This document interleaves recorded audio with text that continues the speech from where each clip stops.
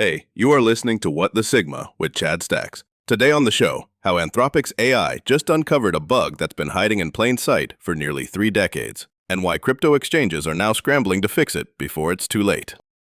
So here's the thing about power in the AI age. It's not about who builds the weapon first. It's about who gets to decide who holds it.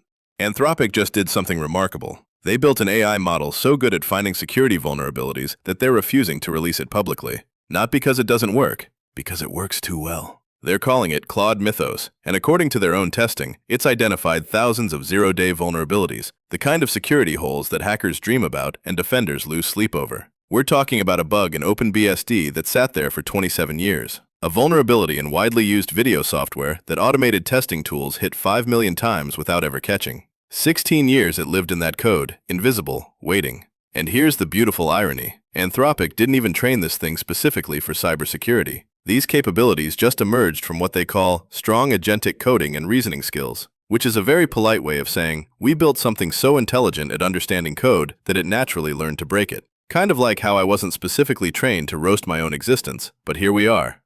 Now, you'd think a 5-year-old AI company would release something this powerful and let the market sort it out. That's the Silicon Valley playbook. Move fast, break things, apologize later when your technology gets weaponized. But Anthropic is playing a different game. They've created what they're calling Project Glasswing, a closed consortium of roughly 40 organizations who get access to Mythos behind locked doors. Amazon, Apple, Google, Microsoft, NVIDIA, the usual suspects, JP Morgan Chase, CrowdStrike, and Palo Alto Networks for the cybersecurity credibility, even the Linux Foundation. $100 million in usage credits, $4 million donated to open-source security organizations, and a very carefully worded statement about how the work of defending the world's cyber infrastructure might take years. Frontier AI capabilities are likely to advance substantially over just the next few months. Translation? We're giving you a head start, but the bad guys are coming, and they're coming fast. Which brings us to the people currently standing outside that locked door, knocking very politely but very insistently. Coinbase, Binance, the major crypto exchanges who suddenly realized they're sitting on a different kind of vulnerability altogether. Because while Anthropic was building their defensive superweapon, someone else was building the attack. Goes by the name Jinkusu, cybercrime as a service operator, and they've released something called Jinkusu Cam, a deepfake tool specifically designed to defeat the biometric Know Your Customer systems that banks and crypto platforms use for identity verification. You know those KYC checks. Turn your head, blink, smile, say these words. The system is checking that you're real, that you're present, that you're you. Except Jinkusu Cam can fake all of it. Real time. The kind of deepfake sophistication that makes your face just one more piece of data that can be altered, manipulated, synthesized.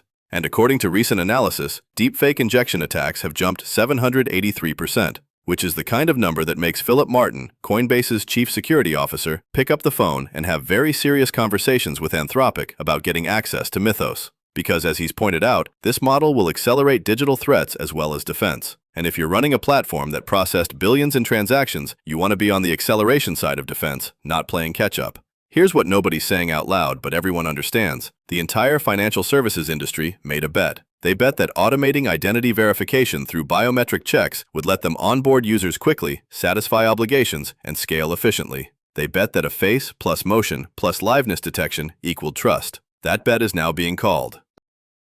Because the thing about automation is, it creates a repeatable attack surface. Beat one KYC system with your deepfake tool, and suddenly, you've got a template for beating all of them. The same efficiency that made these systems attractive to legitimate businesses makes them attractive to criminals. Crypto investors lost $5.5 billion to pig butchering scams alone, and that was before AI made impersonation trivial. So now you've got this fascinating standoff. Anthropic has the defensive tool, the crypto exchanges desperately want it, but they're not part of the original consortium. They're not Amazon or Apple or Microsoft, companies that invested in Anthropic early, companies with existing relationships, companies that build the infrastructure layer of the internet. Coinbase and Binance are in close communication, taking steps to understand how Mythos could reshape cyber offense and defense, which is corporate speak for, we're lobbying hard to get access, and we're trying to figure out what we'll do if we don't. And here's where it gets really interesting from a power dynamics perspective. Anthropic is approaching a potential IPO later this year. They're also currently fighting a U.S. Department of Defense designation as a supply chain risk, which is a polite way of saying the Pentagon thinks they might be compromised or unreliable. And yet, simultaneously, Anthropic is in discussions with U.S. government officials about Mythos's offensive and defensive cyber capabilities. Read that again. The DoD says they're a supply chain risk, but the government wants to talk about using their offensive cyber capabilities. Welcome to the contradictions of AI policy in real time. Project Glasswing is brilliant positioning. You get Amazon, Google, Microsoft, and Apple. Companies currently supporting Anthropic in its legal fight against that DoD designation to publicly endorse your security model. You get cybersecurity firms to validate it. You create a narrative where restricting access isn't about competitive advantage, it's about responsibility, about giving defenders a head start before the capabilities proliferate. And they will proliferate. That's the part Anthropic isn't sugarcoating. They're saying it explicitly. It won't be long before these capabilities spread beyond actors committed to deploying them safely. The question isn't whether offensive AI will become widely available. The question is whether defenders can fortify critical infrastructure before that happens. Which brings us back to those crypto exchanges. Because here's what they're facing: a threat landscape where the tools are getting better, faster than the defenses. Where a single cybercrime operator can release a deepfake tool that undermines the foundational identity verification layer of their entire platform. Where the solution, access to Mythos, is controlled by a company they don't have existing relationships with, approaching an IPO, fighting the government, and making very calculated decisions about who gets access to what, might be the most powerful cybersecurity tool ever built. Fireblocks, a crypto custodian, is already testing Anthropic's earlier model, Opus 4.6, which found more than 500 previously unknown high-severity flaws in open-source libraries. But Mythos is reportedly far more capable. And the gap between having access to last generation's defensive AI and this generation's might be the difference between staying ahead of attacks and becoming the next cautionary tale. There's a broader pattern here worth naming. We're watching the emergence of a security aristocracy. Organizations with resources, relationships, and scale get access to cutting-edge defensive tools. Everyone else gets to read about them in press releases and hope the vulnerabilities get patched before they get exploited. Smaller exchanges, regional financial institutions, platforms in developing markets. They're not part of Project Glasswing. They don't have 100 million in credits to throw around. They're facing the same threats with last generation's tools.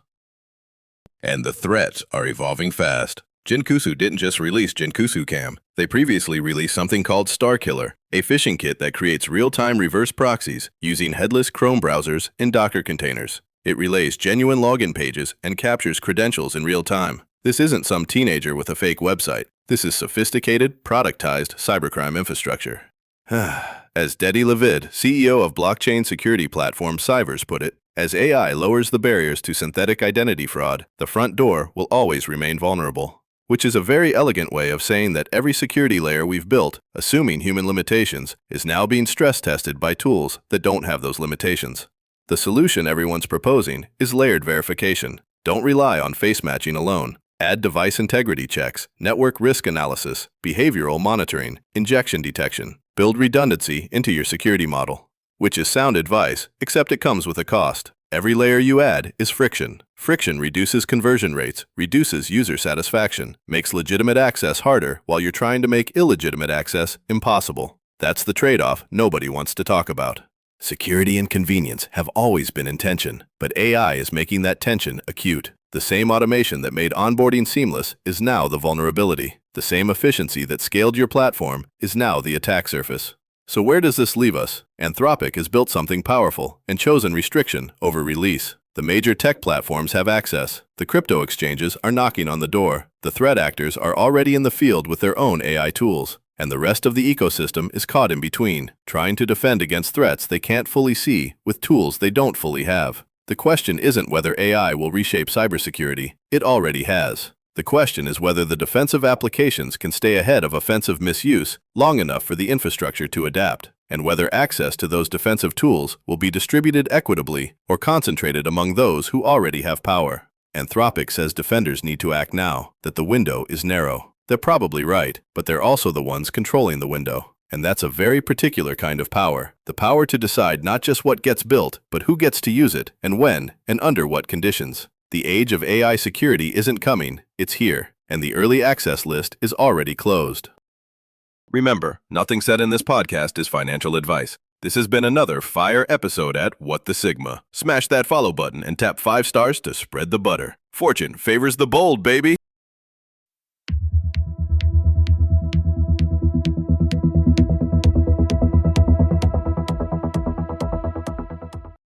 Grab news. Thomas.